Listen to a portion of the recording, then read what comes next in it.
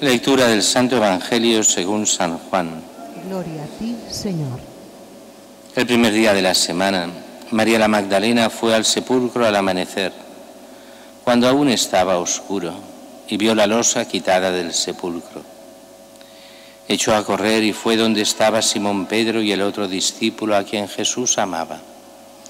Y les dijo: se han llevado del sepulcro al Señor, y no sabemos dónde lo han puesto. Salieron Pedro y el otro discípulo camino del sepulcro. Los dos corrían juntos, pero el otro discípulo corría más que Pedro.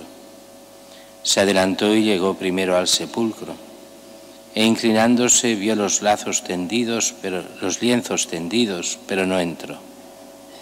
Llegó también Simón Pedro detrás de él y entró en el sepulcro.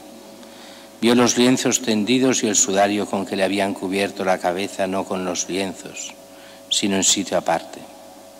Entonces entró también el otro discípulo, el que había llegado primero al sepulcro, vio y creyó. Pero pues hasta entonces no habían entendido la Escritura, que él había de resucitar de entre los muertos. Palabra del Señor.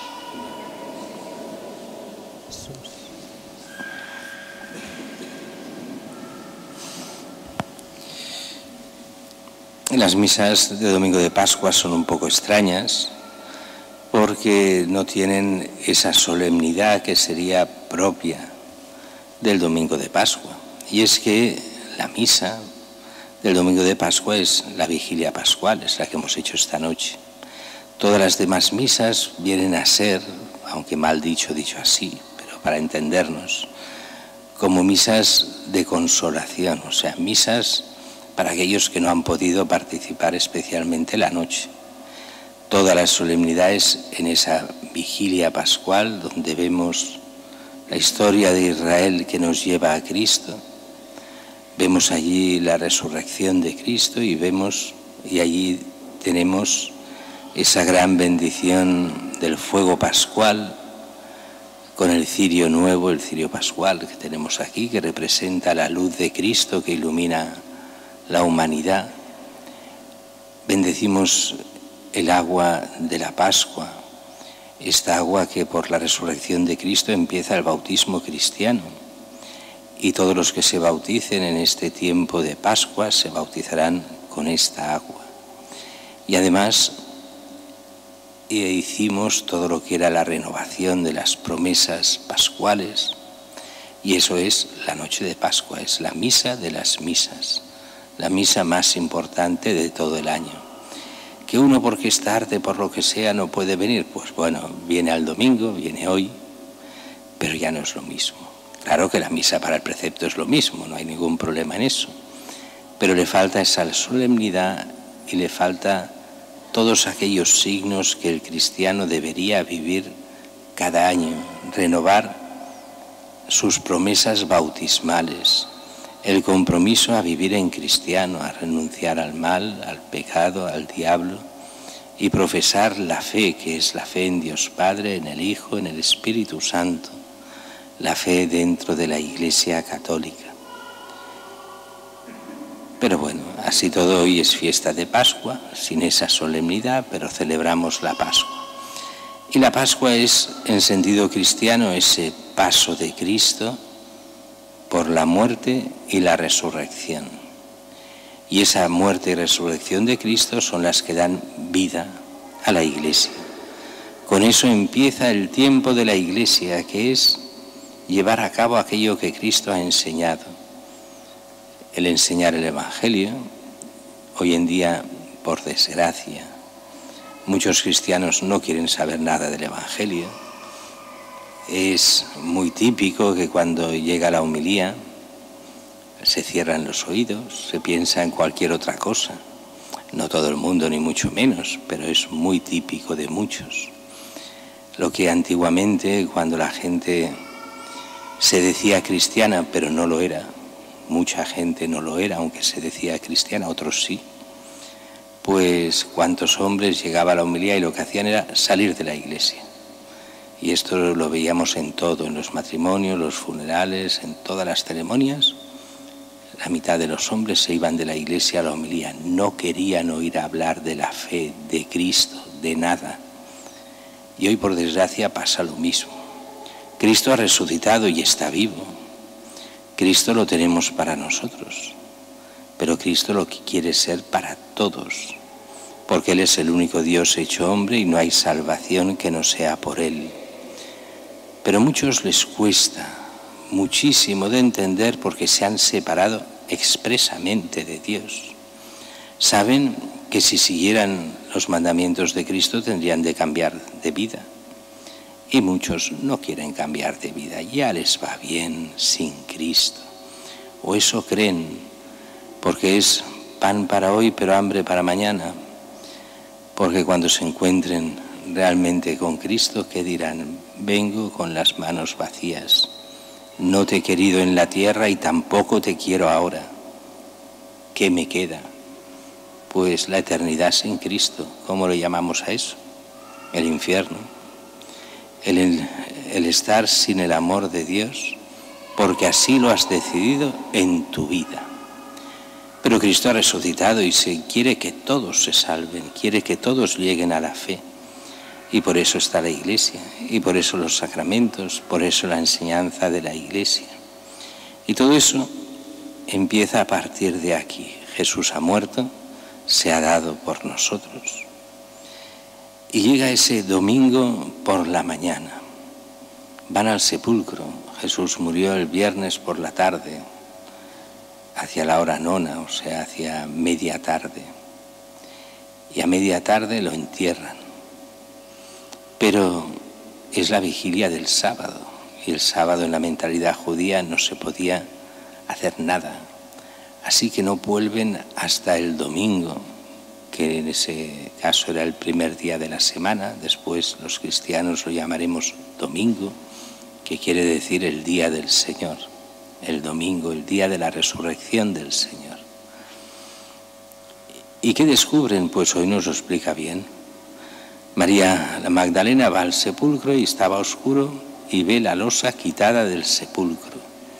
Sepulcro abierto. Y corriendo se va a ver a Pedro y Juan. Se han llevado del sepulcro al Señor, no sabemos dónde lo han puesto. Ella toda, es lo que nos pasa cuando uno se pone nervioso, no calcula bien las cosas, no ha entrado bien para mirarlo. Es verdad que los demás evangelios nos dan otras versiones que se pueden casar, pero que parece como si hubiera ido varias veces María. Y una es esta, después volverá y entonces sí, se le aparecerá el Señor. Pero esta es la primera. Van a buscar a Pedro y Juan. A Pedro porque es la cabeza de la comunidad y en ese momento está con Juan. Los dos van corriendo al sepulcro, pero Pedro es de mediana edad. Mediana edad para aquella época, hoy sería relativamente joven. Y Juan pues es poco más que un adolescente, corre mucho más, como es lógico. Llega el primero, solo echa un vistazo, pero no entra. Espera que llegue Pedro, Pedro entra.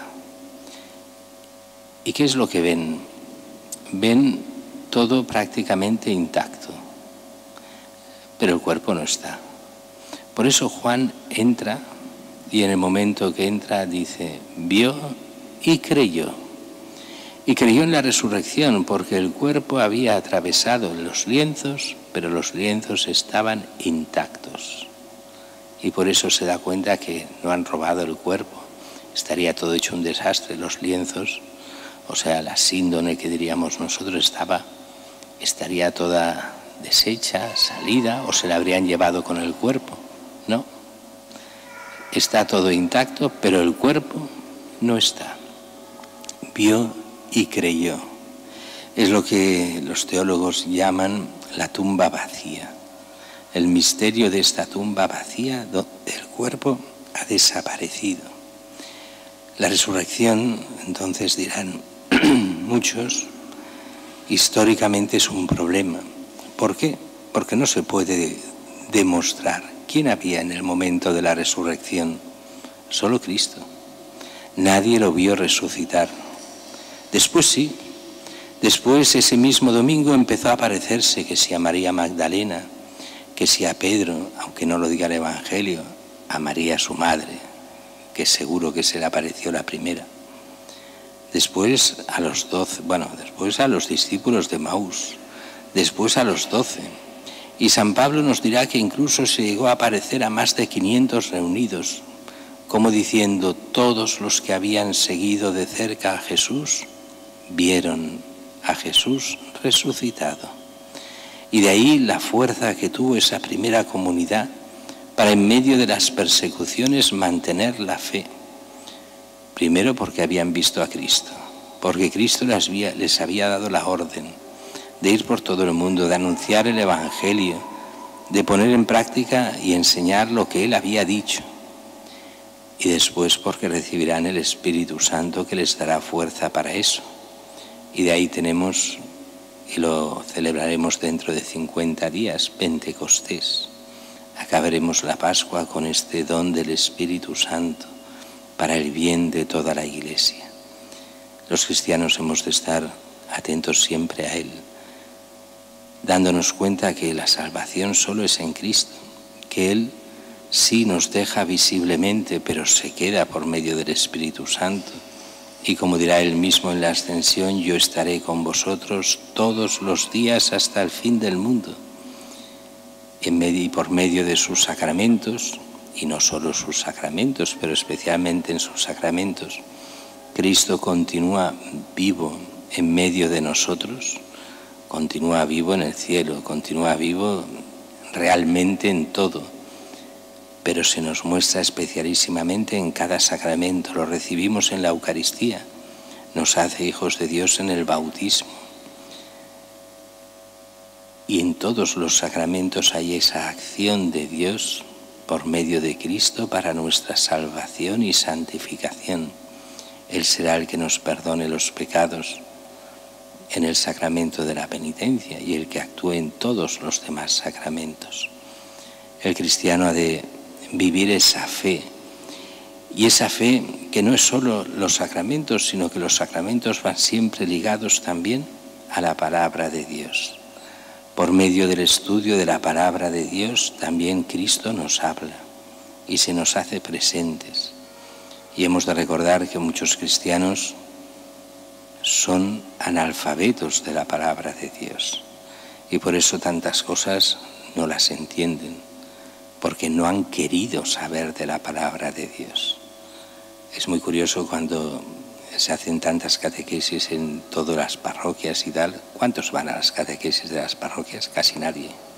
No quieren saber, prefieren no saber los cristianos, para así no crearse problemas, porque saben que si se hacen cristianos de verdad, su vida ha de ser otra.